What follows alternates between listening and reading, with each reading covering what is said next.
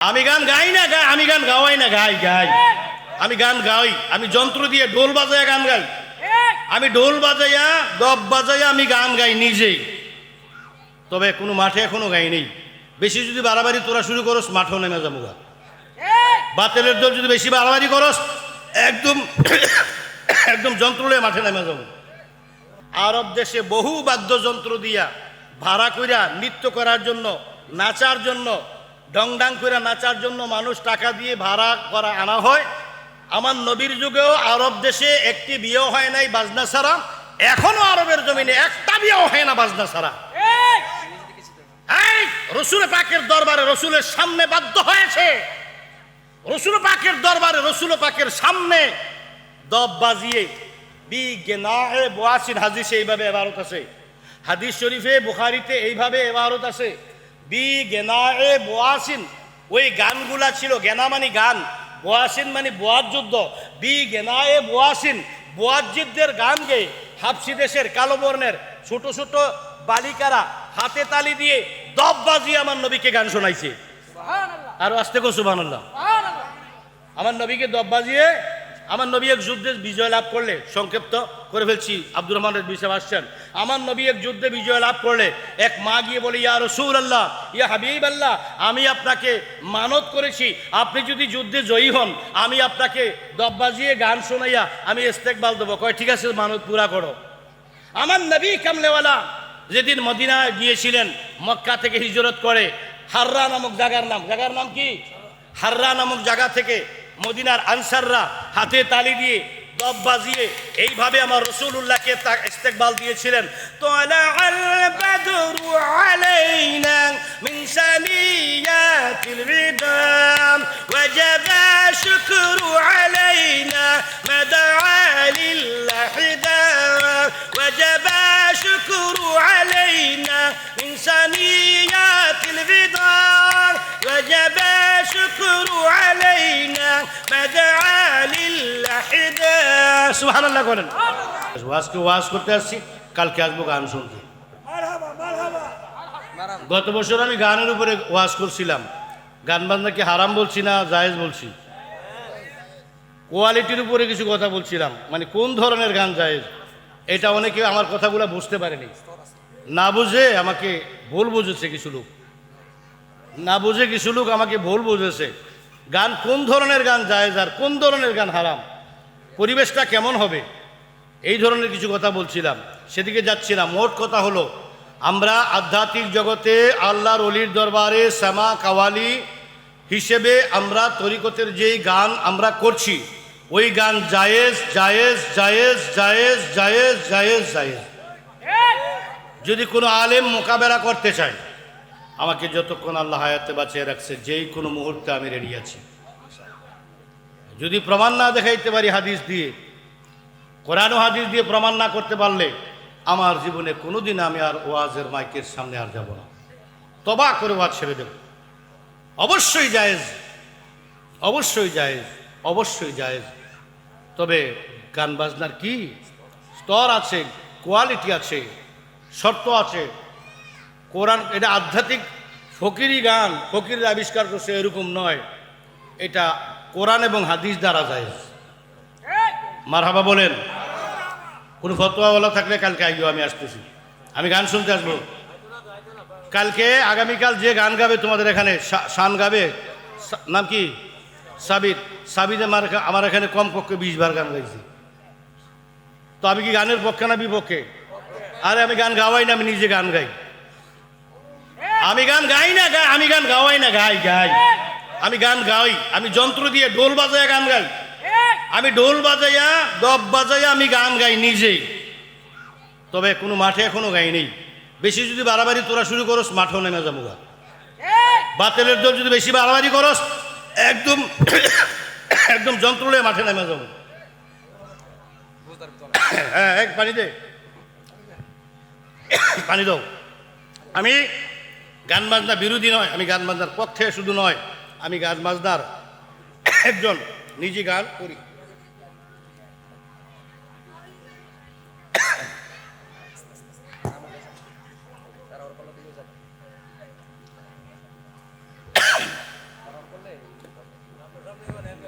এই জন্য আমি চুপি চুপি বলি নাই, মাইক দিয়ে বলতেছি। আমি চুপি চুপি বলি নাই, মাইক দিয়ে বলতেছি।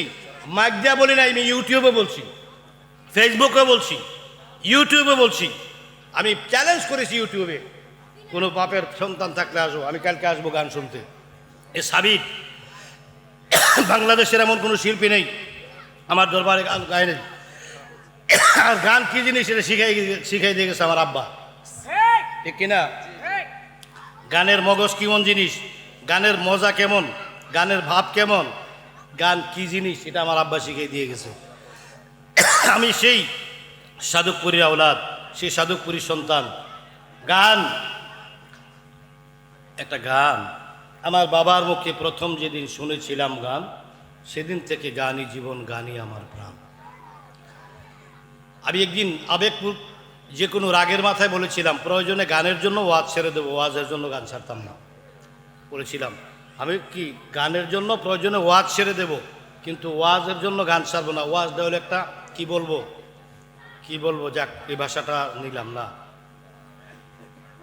এটা হলো একটা প্রফেশন, এটা একটা পেশা।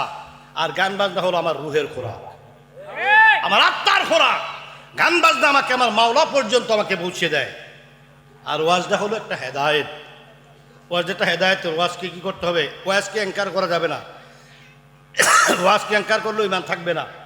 ওয়াজ হলো হেদায়েত, আর গান হলো রুহানি একটি শক্তি, যে শক্তিকে আশেককে মাসুকের পাশে পৌঁছে দেয়, মাসুক পর্যন্ত পৌঁছে দেয়। সেটা হলো সেই ইবাদত, সেই ইবাদত। গান বাজনা যদি হারাম হয়, কোনো মৌলবী বলে, আমি তাকে বলবো আমার গারিবে নওয়াজ খাজা বাবা, তাহলে আমার খাজা বাবাকে সে ফতোয়া দিচ্ছে। আমার খাজা বাবা কি করছে? গান বাজনা যদি গুনাহ হয়, তাহলে আমার খাজা গারিবে নওয়াজ গুনাহ করছে। গান বাজনা যদি গুনাহ হয়, আব্দুল কাদের জিলানী গুনাহ করছে।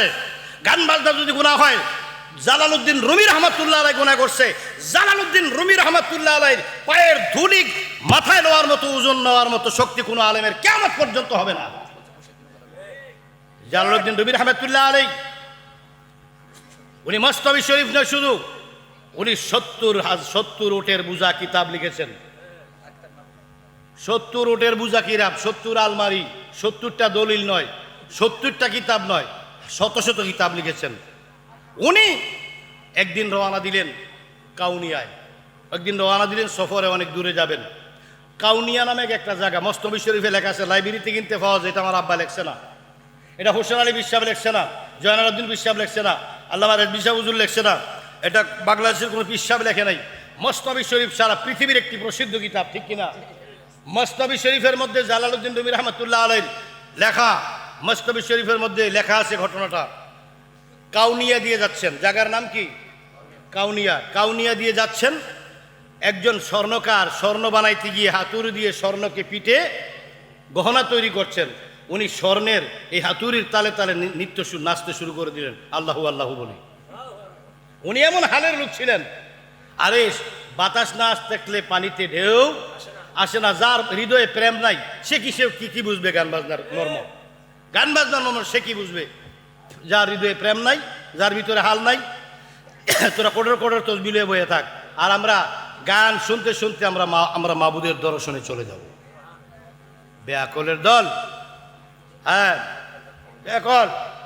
আমরা ওই গান করি না যেই গানে মানুষ নারীর প্রতি আসক্ত হয়, মদের প্রতি আসক্ত হয়, দুনিয়ার প্রতি আসক্ত হয়, মহিলার প্রতি আসক্ত হয়। ওই গান নয় আমার আব্বাজান। আমরা মাঝবান্ডারি তরিকায় যেই গানটা দিয়ে যেই গান দিয়ে আমরা সামা মাহফিল শুরু করি, সেই কালামটা কি জানো? আজি দমে দমে জপে ওরে মন আল্লাহু, দম তাকিতে ভুইল না মন আল্লাহু। আজি দমে দমে জপে ওরে মন আল্লাহু, দম তাকিতে ভুইল না মন। আরে দম তাকিতে ভুইল না মন আল্লাহু, হায় রে দম তাকিতে ভুইল না মন আল্লাহু। দমে দমে জপরে মন আল্লাহু, আজি দমে দমে জপরে মন আল্লাহু। দম তাকিতে ভুইল না মন আল্লাহ। আমার কাছে আছে, আল্লাহ আমায় দেখিতেছে, বিশ্বাস করি আল্লাহ, আরে বিশ্বাস করি আল্লাহ, দমে দমে জপর এমন আল্লাহ, আজি দমে দমে জপর এমন আল্লাহ, দম তাকিতে বুইল না মন। গান বাজনা হালাল এবং হারাম হয় ভাষার উপরে। কোরআন শরীফে গান বাজনাকে হারাম বলেছেন লাহওয়াল হাদিস দিয়ে, এই আয়াত শব্দ দিয়ে। সূরা লুকমানের 6 নম্বর আয়াত, সূরা লুকমানের 6 নম্বর আয়াত, এই আয়াতে বলা হয়েছে লাহওয়াল হাদিস। এটা দিয়া আমাদেরকে দলিল দেয় যে গান বাজনা হারাম। এটা গান বাজনা দলিল না, এটা হলো কুবাক্য। কি বাক্য? কুবাক্য, মানে খারাপ ভাষা। আমার নবী সরকারে কায়নাতের উপরে যখন কোরআন শরীফের আয়াতগুলো নাজিল হচ্ছে, এই আয়াতগুলো শুনে শুনে মানুষ নবীজির উপরে ঈমান আনছে, সুবহানাল্লাহ বলেন। ওইটাকে প্রতিরোধ করার জন্য নজদ ইবনুল হারেস, কথা বলেন, নজদ ইবনুল, কথাগুলো মনে রাখা দরকার আছে। কালকে তো ফতোয়া দেওয়া শুরু করবি, হ্যাঁ? নজদ ইবনুল হারেস ও কি করলো? যৌন কথা দিয়ে, যৌন মানে সেক্স পূর্ণ কথাগুলো দিয়ে, খারাপ ভাষা দিয়ে কবিতা লেখলো। কবিতা লেখে বাজারের মধ্যে ছেড়ে দিল। অর্থাৎ কোরআনের আয়াতগুলো না শুনে মানুষ যেন ওইগুলো শুনে। কোরআনের আয়াতগুলো না শুনে আমার নবীজি কোরআনের আয়াতগুলো প্রচার করছে। এই কোরআনের আয়াতগুলো না শুনে মানুষ যেন ওই যৌন যৌবনের উত্তেজনামূলক যে কথাগুলো, এই কথাগুলো দিয়ে সাজিয়ে সাজিয়ে কি করা হয়েছে? কবিতা করা হয়েছে। এই আসতে বলো, কবিতাগুলো মানুষ কি করতে লাগলো? কবিতাগুলো সঞ্চয় করতে লাগলো। তখন আল্লাহ বলছে সূরাতুল লুকমানের মধ্যে বলছে, লাহওয়াল হাদিস দিয়ে বুঝাচ্ছে তোমরা কি করো না, কুবাক্য সঞ্চয় করবে না, তোমরা কুবাক্য সঞ্চয় করিও না। ওই নজদ ইবনুল হারেসের জবাবে, ওই কবিতার জবাবে এই কথাটা বলছে। এইটা নিয়ে লাগাইছে গান বান্দার দলিল আমরা দেশে হুজুররা। হ্যাঁ, কই ফাজমা কই ঢুকাইছ কোথায়? এটা কি ওই সামা মাহফিলের দলিল? এটা আজ কি আশ্চর্য! আমি আরব দেশে বহুবার আমার জীবনে গিয়েছি, আরব দেশে আমি সফর করেছি। আরব দেশ যেটা হলো দারুল ইসলাম স্টেট, ইসলামী হুকুমত, শরীয়তের বাহিরে কোনো কাজ করলে কল্লা কাটা হয়, আঙ্গুল কাটা হয়, জিব্বা কাটা হয়, জেলে দেওয়া হয়, ঠিক কিনা বলেন? আরব দেশে আমি বহুবার গিয়েছি। আরব দেশে বহু বাদ্যযন্ত্র দিয়া ভাড়া কইরা নৃত্য করার জন্য, নাচার জন্য, ডংডাং করে নাচার জন্য মানুষ টাকা দিয়ে ভাড়া করা আনা হয়। আমার নবীর যুগেও আরব দেশে একটি বিয়েও হয় নাই বাজনা ছাড়া। এখনো আরবের জমিনে একটা বিয়েও হয় না বাজনা ছাড়া। এই রসুল পাকের দরবারে রসুলের সামনে বাধ্য হয়েছে, রসুল পাকের দরবারে রসুল পাকের সামনে দব বাজিয়ে বি গেনায়ে বোয়াসিন, হাদিসে এইভাবে ইবারত আছে, হাদিস শরীফে বুখারীতে এইভাবে ইবারত আছে, বি গেনায়ে বোয়াসিন। ওই গানগুলা ছিল, গেনা মানে গান, বোয়াসিন মানে বোয়ার যুদ্ধ। বি গেনায়ে বোয়াসিন, বোয়ার যুদ্ধের গান গেয়ে হাবশি দেশের কালো বর্ণের ছোট ছোট বালিকারা হাতে তালি দিয়ে দব বাজিয়ে আমার নবীকে গান শোনাইছে। আরো আসতে কো সুবহানাল্লাহ। আমার নবীকে দব বাজিয়ে, আমার নবী এক যুদ্ধে বিজয় লাভ করলে, সংক্ষিপ্ত করে ফেলছি, আব্দুর রহমান বিষয় আসছেন, আমার নবী এক যুদ্ধে বিজয় লাভ করলে এক মা গিয়ে বলে, ইয়া রাসূলুল্লাহ, ইয়া হাবিবাল্লাহ, আমি আপনাকে মানত করেছি, আপনি যদি যুদ্ধে জয়ী হন আমি আপনাকে দব বাজিয়ে গান শোনাইয়া আমি ইস্তেকবাল দেবো। কয় ঠিক আছে, মানত পুরা করো। আমার নবী কামলেওয়ালা যেদিন মদিনায় গিয়েছিলেন, মক্কা থেকে হিজরত করে হাররা নামক জায়গার নাম কি? হাররা নামক জায়গা থেকে মদিনার আনসাররা হাতে তালি দিয়ে দব বাজিয়ে এইভাবে আমার রাসূলুল্লাহকে ইস্তেকবাল দিয়েছিলেন। তালাআল বাদরু আলাইনা মিন সানিয়াতিল বিদাম ওয়াজাবা শুকরু আলাইনা মাদআ লিল্লাহি দাম ওয়াজাবা শুকরু আলাইনা মিন সানিয়াতিল বিদাম ওয়াজাবা শুকরু আলাইনা মাদআ লিল্লাহি দাম। সুবহানাল্লাহ করেন। আনসাররা মদিনার রসুলের সামনে যদি হাতে তালি দিয়ে দব বাজিয়ে গান করতে পারে, আমরা কেন হাতে তালি দিয়ে দব বাজিয়ে মুর্শিদের শান বলতে পারবো না, রসুলের পার শান বলতে পারবো না? মোল্লা কাঠমোল্লার দল তোদের মাথার মধ্যে ব্যঙ্গে মুচ্ছে। আল্লাহু আকবার। ইয়া রাসূলুল্লাহ। আল্লাহ পাক রব্বুল আলামিন হকের পক্ষে থাকার তৌফিক দান করে বলুন আমিন। আর জোরে বলুন আমিন, আর জোরে বলুন আমিন। আজকে যার এখানে আসছেন উনি কত বড় মহান, কত বড় মাপের একজন আল্লাহর ওলি, এটা বর্ণনা দিতে গেলে যার এত কিছু বর্ণনা দিতে পারবো না। আল্লাহকে সাক্ষী রেখে বলছি এই মুহূর্তে তিনি জিন্দা। সুবহানাল্লাহ বলুন। উনি, আপনি আমাকে যেমনি দেখছেন আমি আপনাকে যেমনি দেখছি উনি আপনাকে এমনি দেখছেন। এই ক্ষমতা আল্লাহ ওলিদেরকে দিয়েছেন। আল্লাহ বলেন ফাল মুদাব্বিরাতি আমরান, সূরা আন-নাজিয়াত আয়াত নাম্বার 5। এই তাফসিরে আলা হযরত আহমদ রাজা কাফাজ বেরলভী রাদিয়াল্লাহু তাআলা আনহুর এই কিতাব তাফসিরে কানজুল ঈমান, ওইটার আম্পারা তাফসিরের নাম তাফসিরে কানজুল ইরফান, বাংলা করেছেন মাওলানা নঈমুদ্দিন মুদারাবাদী রাহমাতুল্লাহ আলাইহি। ওইটার মধ্যে আম্পারা তাফসিরের মধ্যে লেখা আছে ফাল মুদাব্বিরাতি আমরান, আল্লাহর ওলিদেরকে আল্লাহ এমন ক্ষমতা দিয়েছেন কাছে দূরে সব জায়গায় তারা একই সময়ে একই জায়গায় একই সময়ে বহু জায়গায় একসাথে হাজির হইতে পারে। সুবহানাল্লাহ বলুন। এই ক্ষমতা আল্লাহর ওলিদেরকে দিয়েছে। এই জন্য শায়ের বলেন নেগাহে ওলি মে ইয়ে তাসির দেখি বদলতে আজারো তকদীর দেখি, নেগাহে ওলি মে ইয়ে তাসির দেখি বদলতে আজারো তকদীর দেখি, নেগাহে ওলি মে।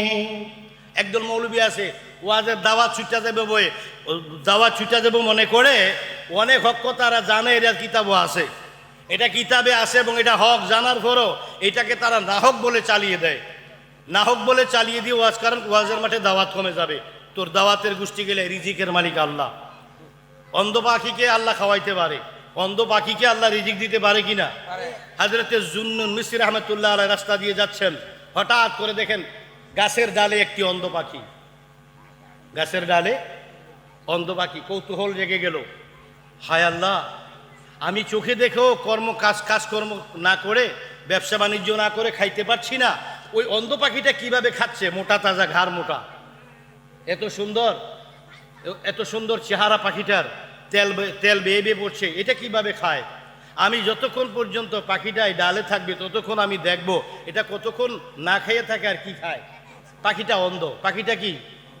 পাখিটা অন্ধ। হঠাৎ করে দুপুর হয়ে গেল, সকালবেলা দাঁড়ালেন, দুপুর হয়ে গেল, হঠাৎ করে জুন্নুন মিসরি রাহমাতুল্লাহ তাআলা আলাইহি দেখতেছেন পাখিটা লাফ দিয়ে গাছের ডাল থেকে জমিনের মধ্যে নামলেন। জমিনের মধ্যে নামার পর মাটির মধ্যে প্রথম একটা ঠুকুর দিলেন, দুইটা ঠুকুর দিলেন, তিনটা ঠুকুর দিলেন। তিনটা ঠুকুর দেওয়ার সঙ্গে সঙ্গে মাটির ভিতরে থেকে তিনটা রূপার পেয়ালা উঠে গেল। একটা রূপার পেয়ালার ভিতরে মধু, আর একটা পেয়ালার ভিতরে দুধ, আর একটা পেয়ালার ভিতরে ঘি। একটি পেয়ালার ভিতরে কি? মধু, আর একটি পেয়ালার ভিতরে দুধ, আর একটা পেয়ালার ভিতরে ঘি। ইচ্ছা মতো পেট ভরে খেয়ে আবার চলে গেলেন। আল্লাহর প্রশংসা করলেন জুন্নুন মিসরি রাহমাতুল্লাহ আলাইহি। আল্লাহ যদি একটি অন্ধ পাখিকে খাওয়াইতে পারে, তুমি রিজিকের চিন্তা করে 2 নম্বর ব্যবসা ছাড়ো না, এইটা ছাড়ো না, ওইটা ছাড়ো না, আল্লাহর উপরে ছেড়ে দাও, আল্লাহ তোমাকে আগের চেয়ে ভালো খাওয়াবে। হ্যাঁ, আল্লাহ তোমাকে আগের চেয়ে ভালো খাওয়াবে। অতএব আল্লাহর উপরে ভরসা রাখো। রিজিকের মালিককে, যদি বলুন রিজিকের মালিককে। তো মোল্লা কি করে? মোল্লাই বলে রিজিকের মালিক আল্লাহ, আবার মোল্লাই মনে মনে কয় হক কথা বললে আমার ওয়াজ ছড়ে যাবে, খাবো কি? এটা কি? এটা কোন ধরনের চরিত্র? হ্যাঁ, আমি বলবো মাইক দিয়ে বলবো রিজিকের মালিক আল্লাহ, আবার আমি হক কথা গোপন করব। আমরা আলেমরা, আমাদের দেশের আলেমরা বহু হক কথা গোপন করে, বহু হক কথা তারা গোপন করে। আমাদের দেশের আলেমরা অনেক হাদিস আছে, তারা জানে হাদিসগুলো সত্য হক, তারপরে তারা এগুলো গোপন করে। তাদের ওয়াজ বাড়বে, তাদের বেশি ওয়াজ পাবে, বেশি হাদিয়া পাবে, বেশি দামি গাড়ি চড়তে পারবে, অনেক বাড়ি করতে পারবে, অনেক কিছু বিলাসবহুল জিন্দিগি করতে পারবে। তাই বেটা, আমার খাতুন জান্নাত ফাতেমাতুজ জাহরা, আমার নবী নন্দিনী, তিনি কখনো খাবারের চিন্তা করেন নাই। আল্লাহর নবীর উম্মতের মায়ায় তিনি কষ্ট সহ্য করেছেন। হযরত হুসাইন, হযরত ইমাম হাসান, ওনাদের মতো এই মহান ব্যক্তিত্ব যাদের সাথে পৃথিবীর কারো তুলনা, রসুলে পাকের পরে যাদের চাইতে সম্মান আর কারো ইমাম হাসান, ইমাম হুসাইন, মাওলা আলী এবং হযরতে খাতুনে জান্নাত, ওনাদের মতো সম্মান কোনো সাহাবীরও নাই, কারণ ওনারা পাক পাঞ্জাতন। কোনো সাহাবীরও নাই, কারণ ওনারা কি পাক পাঞ্জাতন। পাক পাঞ্জাতনের সদস্য হওয়ার কারণে ওনারা সাহাবাই কেরাম থেকেও সম্মানিত। তবে আমি কোনো সাহাবীকে অসম্মান করে কথা বলছি না, বলি নেই, বলবো না। নবীর সম্মান নবীর মতো, আহলে বাইতের সম্মান আহলে বাইতের মতো, সাহাবীর সম্মান সাহাবীর মতো, তাবেঈর সম্মান তাবেঈর মতো, আলেমের সম্মান আলেমের মতো, পীরের সম্মান পীরের মতো, যার যার হুজুর উস্তাদের সম্মান উস্তাদের মতো। ঠিক কিনা বলেন?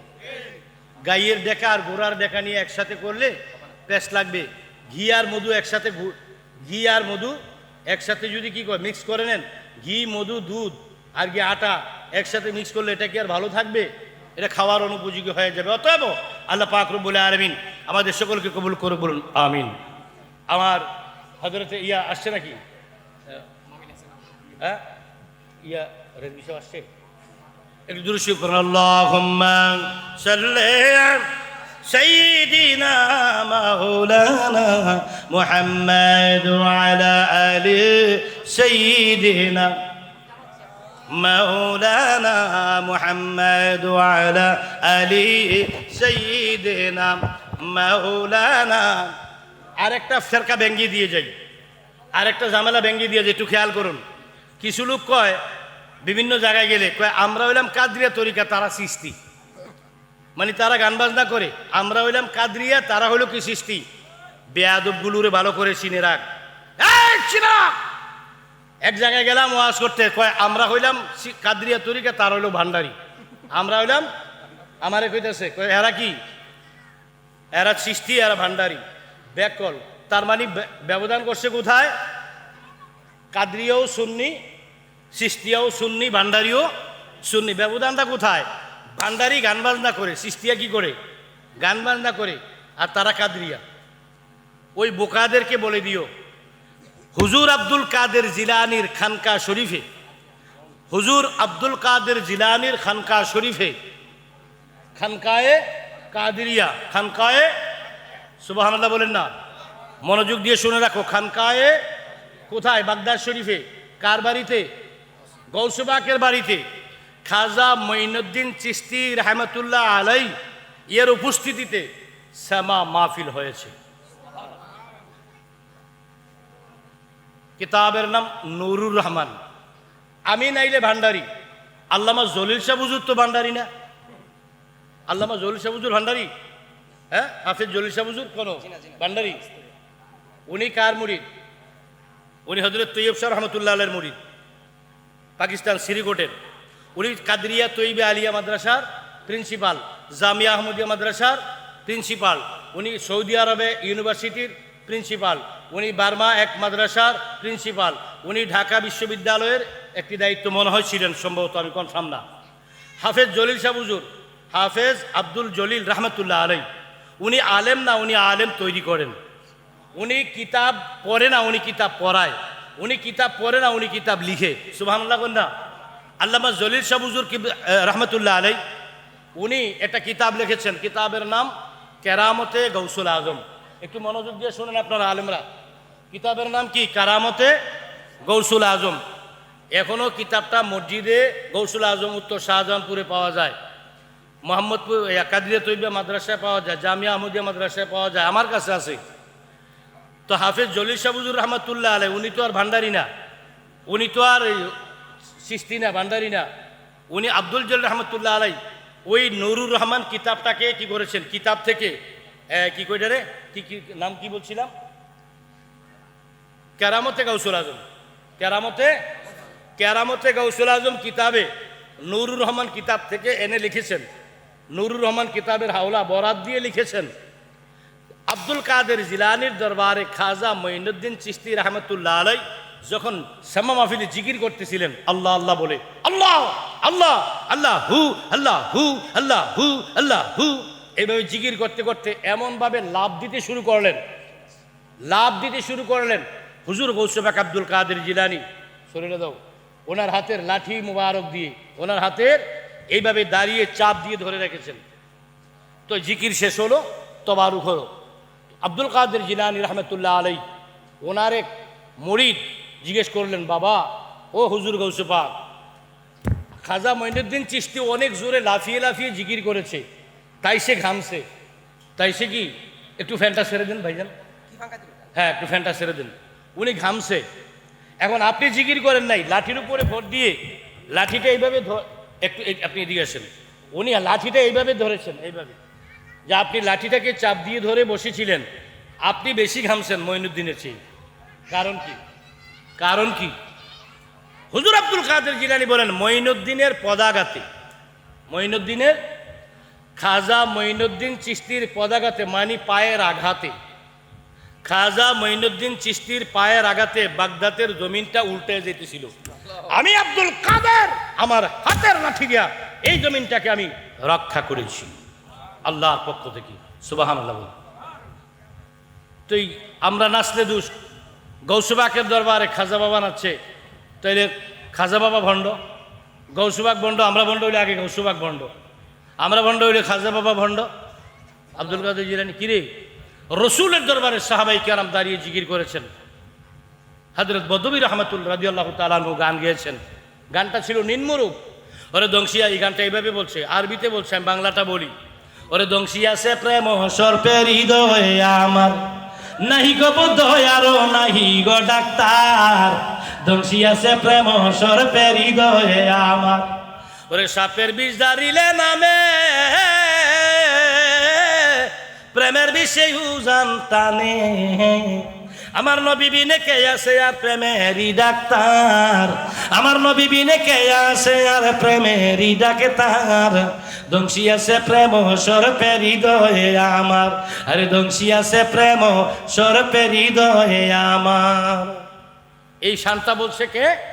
ওনার নাম হলো হযরত বদবী। নাম মুখস্থ রাখে নাকি একটা দে মুখটা, কালকে তোরা গিবত করবো আরেক তারা, জবাব দিতে হবে না। ওনার নাম হলো হযরতে বদবী। নাম কি? বদবী রাদিয়াল্লাহু তাআলা আনহু। উনি হাতে তালি দিয়ে দাঁড়াইয়া কি করছে? শান বলেছেন। আর সাহাবাই কেরাম দাঁড়ায় দাঁড়ায় আমার নবীর সঙ্গে জিকির করেছেন। আমরা দাঁড়ায় জিকির করলে দোষ হয়, আমার রসুলের দরবারে দাঁড়িয়ে জিকির করেছেন। আজ আর যদি বেশি বাড়াবাড়ি করো, মুখ খুলতে বাধ্য করো, হাকিকত সব ভেঙে দেব। এই গৌসবাকের দরবারে দাঁড়িয়ে জিকির হয়েছে, গরিবে নওয়াজের দরবারে জিকির হয়েছে, গরিবে নওয়াজের দরবারে ঢোল তবলা বিভিন্ন যন্ত্র দ্বারা সামা মাহফিল হয়েছে। খাজা বখতিয়ার কুতুবুদ্দিন বখতিয়ার চিশতির দরবারে হয়েছে, এখনো হয়, আমি বহুবার গিয়েছি। নিজামুদ্দিন আউলিয়ার দরবারে হয়েছে, এখনো হয়। তৎকালীন জমানা 800 বছর 850 বছর আগে হইতো, এখনো হয়। আলাউদ্দিন সাবিরির দরবারে সামা হয়, এখনো হচ্ছে। হযরতে নিজামুদ্দিন আউলিয়ার দরবারে, শেখ ফরিদ রহমতুল্লাহ আলাইহির দরবারে, হযরতে ভারতে যত আল্লাহর ওলি আছে সব আল্লাহর ওলিদের দরবারে সামা মাহফিল হয়, শুধু উজানি শাহ হোসেন আলী শাহর দরবারে হয় না। অতএব আল্লাহর ওলিদেরকে সম্মান করো, ওলি আল্লাহর দরবারে যে কার্যক্রমগুলো হয় এগুলাকে সম্মান করো, না হয় তোমাদের ঈমান বিনষ্ট হয়ে যাবে। ওলি আল্লাহর সম্মান যার কাছে নেই, রসুলের সম্মান তার কাছে নেই। ওলি আল্লাহর সম্মান যার কাছে নাই, আল্লাহর সম্মান তার কাছে নাই। আল্লাহ পাক বুঝার তৌফিক দান করো, বলুন আমিন। আরো বুঝে বলুন আমিন। চলো মুর্শিদের বাজারে, বলো চলো মুর্শিদের বাজারে, ওরে কেহ করে বেচা কিনা, কেহ করে বেচা কিনা, কেহ কান্দে রাস্তায় পড়ে ধরবি যদি তারে, চলো মুর্শিদের বাজার ধরবি যদি তারে, চলো মুর্শিদের বাজারে। বাজারেরই শক্ত বিচার শুনো রে ভাই সব দোকানদার, মার খাইবে প্রাণ হারাবে নিবে নিলাম করে। বাজারেরই শক্ত বিচার শুনো রে ভাই সব দোকানদার, মার খাইবে প্রাণ হারাবে নিবে নিলাম করে। জালালউদ্দিন তবিল মারা পুঁজি নিল চুরি, সে তালাশে জালালউদ্দিন গিয়েছিল হাওলাপুরে ধরবে যদি তারে, চলো মুর্শিদের বাজারে। কেহ করে বেচা কিনা, কেহ কান্দে রাস্তায় পড়ে ধরবি যদি তারে, চলো মুর্শিদের বাজারে। ওলি আল্লাহর দরবার কি পাওয়া যায়? কেন যাবেন? ইন্না রাহমাতুল্লাহি করিবুম মিনাল মুহসিনিন। ওলি আল্লাহর দরবারে আল্লাহর রহমত পাওয়া যায়। সুবহানাল্লাহ বলেন। আল্লাহ বলেন ওলি আল্লাহর দরবারে কি কেন যাবেন? निगाहे वली में ये तासिर देखी बदलते हजारों तकदीरों देखी एक ज़माना सुहबत तैबा औलिया बेहतर अज सद साल तागत बेरिया আল্লাহর অলির মজলিসে এক মুহূর্ত মানে চোখের বালিপাত্তা সমান সময় যদি বসো তোমার 100 বছর নফল ইবাদতের চাইতেও বেশি সওয়াব তোমার আমল নামায় দেওয়া হবে সুবহানাল্লাহ বলেন সুবহানাল্লাহ বলেন এজন্য ওলি আল্লাহর মজলিস থেকে মানুষ দূরে সরে গেছে এখন আগের মতো আগের জামানার মতো শেখ ফরিদ রহমতুল্লাহ আলাই নিজামুদ্দিন আউলিয়া কুতুবুদ্দিন বখতিয়ার কাকি ওনাদের বোয়ালি কলন্দর রহমতুল্লাহ আলাই ওনাদের জামানার মতো ওলি আল্লাহর মজলিসে মানুষ এখন বসে না বিদায় মানুষ কঠোর হয়ে গেছে মানুষের প্রাণগুলো শক্ত হয়ে গেছে মানুষের হৃদয় শক্ত হয়ে গেছে মানুষের এখন ইবাদতের মধ্যে মন বসে সুফিবাদ থেকে আল্লাহর ওলির দরবার থেকে যত দূরে সরে যাইবা ততই তুমি আল্লাহর লানত তোমার জীবনের মধ্যে তুমি দুনিয়ামুখী হবা তুমি আল্লাহ থেকে দূরে সরে যাইবা রসুল থেকে দূরে সরে যাইবা প্রেম থেকে দূরে সরে যাবে ঠিক না বেটি এক জালালউদ্দিন রুমি মাত্র একটা প্রশ্নের কাছে হার মেনে শামস তাবরিজি রহমতুল্লাহ আলাইহির চরণে পড়ে গেছেন সুবহানাল্লাহ সুবহানাল্লাহ বলুন রুমি রহমতুল্লাহ কি আমার মতো আলেম ওনার একটা থুতুর যোগ্য কি বাংলাদেশে কোনো আলেম হবে ওনার জুতার যোগ্য কোনো আলেম হবে ওনার মতো আলেম উনিও তো সেমা করেছেন উনি বলছেন আমার ইন্তেকালের পরে আমার মাজারে শরীফে যারা আসবা আমার ইন্তেকালের পরে যারা আমার মাজার জিয়ারত করবা তোমরা খালি হাতে আইসো না আমার মাজার আসতে ঢোল লই আইবে হুজুর আসছে না না এই হুজুর আসছে তো উনি ওয়াজ করলে আগে করতো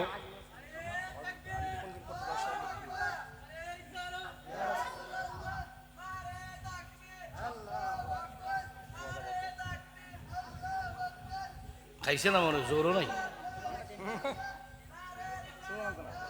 রাহো নারে তাকবীর নারে রিসালাত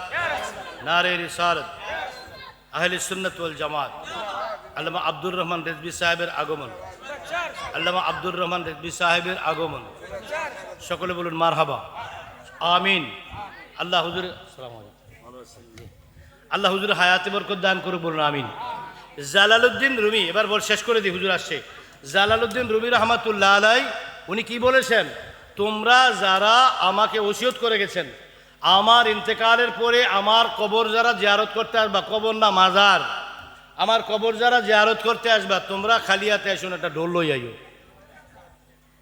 একটা ঢোল নিয়ে আইসো তো আল্লামা রুমি রহমতুল্লাহ আলাইয়ের মতো আলেম যদি এটা বলতে পারে ইমাম গাজ্জালি রহমতুল্লাহ আলাই ইয়াহুল উলুমুদ্দিনের মধ্যে সে সেমার পক্ষে দলিল দিয়েছেন আল্লামা আহমদ ইয়ার খান নঈমী রহমতুল্লাহ আলাই জাআল হক কিতাবের মধ্যে সেমার পক্ষে দলিল দিয়েছেন আল্লামা জালালউদ্দিন রুমি রহমতুল্লাহ সেমা করেছেন আর আপনারা 2 টাকার মৌলবী 1.5 পাতার মৌলবী আপনারা এগুলো কি বলেন আজকে অনেক মনের কষ্ট থেকে সেমার উপরে দীর্ঘ সময় আমি কথাগুলো বললাম কারণ কালকে সেমা হবে এজন্য সেমা হবে আমি আগামীকাল ইনশাল্লাহ এখানে এসে একটি গান হলেও শুনে যাব আশায় রইলাম আর কালকে বনগঞ্জে আসবো বনগঞ্জের মাহফিলটা আমি অল্প সময় 11টার মধ্যে শেষ করে দেব এখানে যাতে এই মাহফিলটা বনগঞ্জের সবাই নিয়ে শুনতে পারি সে হইলে 1 আর 2 নম্বর একটা কথা বলে দিই শুনে যান এখানে আমার অনেক ওই দিকে আছে মাজার শরীফে আছে এদিকে আছে পিছনে আছে সামনে আছে এখানে হোসেন আলী চিশতি রহমতুল্লাহ আলাইহির দরবারে মুরিদান আছেন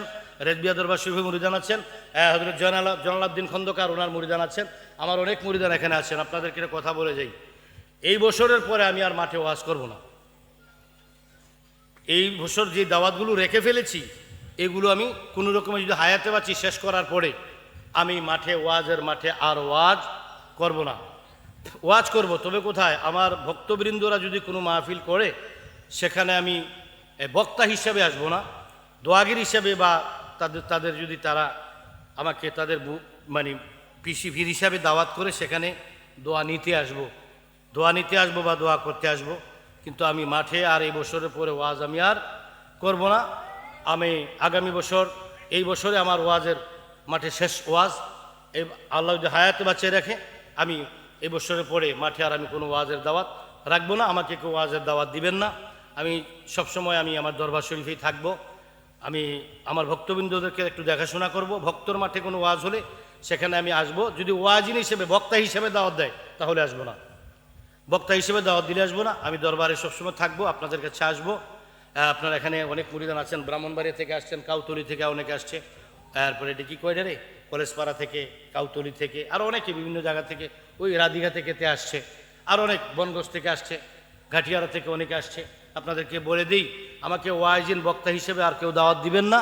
এই বছরের ওয়াজ আমার আমি আল্লাহ আমাকে বাঁচিয়ে রাখলে আমি এই বছরের পরে আর মাঠে ওয়াজ করব না, আমি দরবারেই থাকবো। দোয়াগির হিসেবে দাওয়াত দিলে আসবো আমি।